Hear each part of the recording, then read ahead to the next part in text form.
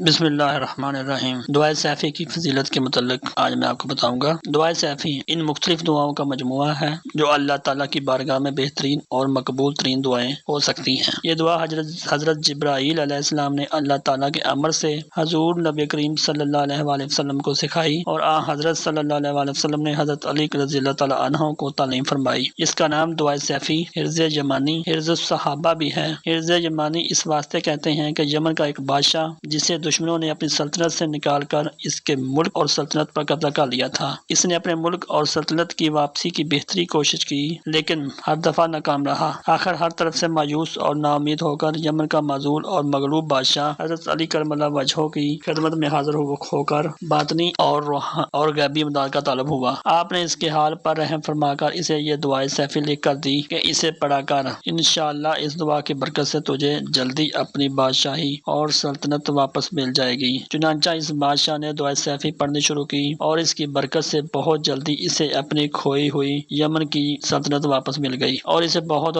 ترقی و عروج حاصل ہوا، لہذا اس کا نام حرز یمانی پڑ گیا۔ بعدہ صحابہ، تابعین اور تبع تابعین بلکہ تمام اسلامی دنیا میں اس دعا کا چرچا ہو گیا اور لوگ اس دعا کی برکت سے اپنی مرادیں اور مہموں میں کامیاب ہوتے رہے۔ حضرت پیر محبوب سبحانی، حضرت شیخ عبد القادر جیلانی قدس اللہ سرہ العزیز نے اس دعا کو بہت پڑھا ہے اور آپ اس دعائے سیفی کے پہلے عامل کامل ہوئے ہیں۔ کہتے ہیں کہ ایک روز آپ وضو فرما رہے تھے کہ اوپر ہوا سے ایک چیل نے آپ پر بیٹ کر دی اور آپ کے کرتے کو پلید اور خراب کر دیا، جس پر آپ نے اوپر چیل کی طرف دیکھ کر فرمایا راسو کا، یعنی تیرا سر اڑ گیا۔ اسی وقت چیل کا سر تن سے جدا ہو گیا اور وہ آپ کے سامنے زمین پر تڑپ کر مر گئی۔ اس وقت آپ رونے لگ گئے۔ آپ کے خادم نے جو وضو کرا رہا تھا آپ سے عرض کیا کہ جناب کیا ہوا؟ ایک موذی مردار پرندہ ہلاک ہو گیا، اس کے لیے آپ رو رہے ہیں؟ اس پر آپ نے فرمایا کہ میں اس چیل کے لیے نہیں رو رہا بلکہ میں اس لیے رو رہا ہوں کہ میں نے دعائے سیفی اتنی پڑھی ہے کہ میری زبان، میرا ہاتھ، میرا خیال، میری توجہ، میری نگاہ،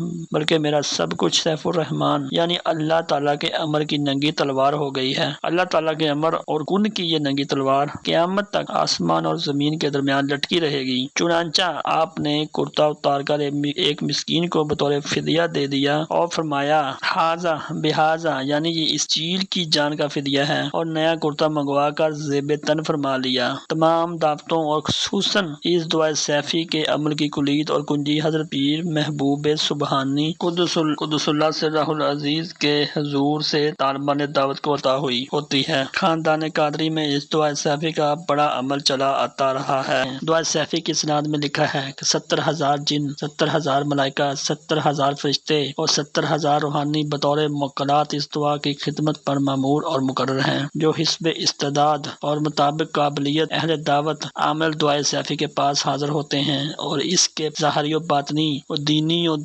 دنیاوی کاموں میں امداد کرتے ہیں۔ لکھا ہے کہ جس وقت عامل اہل دعوت دعائے سیفی کا ورد شروع کرتا ہے اور کہتا ہے اللہم انت اللہ المالک الحق، تو ان تمام موکلات علوی اور سفلی میں اس طرح کا ہیجان اور احتراز پیدا ہو جاتا ہے جس طرح شہد کے چھتے کو چھیڑنے سے شہد کی مکھیوں میں شور اور انتشار پیدا ہو جاتا ہے، اور جس قدر عمل اہل دعوت کے پڑھنے میں باطنی قوت اور کشش ہوتی ہے، اسی قدر موکلات اہل دعوت کے پاس حاضر ہو کر اس کی خدمت پر کمر بستہ ہو جاتے ہیں۔ اگر عمل اہل دعوت قہر اور غضب سے مقہوری اور ہلاکت موذی دشمن کے لیے دعا مذکور پڑتا ہے تو موکلات طرح طرح کے باطنی ہتھیاروں اور اوزاروں مثلا تلوار، نیزوں، تیر کمان، بندوق وغیرہ سے لیس ہو کر اہل دعوت کے پاس حاضر ہوتے ہیں اور اس کے ارد گرد چکر لگاتے ہیں، اور جس آدمی، جس گھر والوں یا جس جماعت کی طرف عمل اشارہ کرتا ہے اس پر موکلات جا کر ٹوٹ پڑتے ہیں اور وہاں تباہی مچا دیتے ہیں۔ اگر عمل اہل دعوت تسخیر قلوب، فتوحات غیبی کی نیت اور ارادے سے دعائے سیفی پڑھتا ہے تو موکلات ہاتھوں میں طرح طرح کے نقد، جنس اور قسم قسم کے تحفے تحائف اٹھائے ہوئے عامل کے پاس حاضر ہوتے ہیں اور اس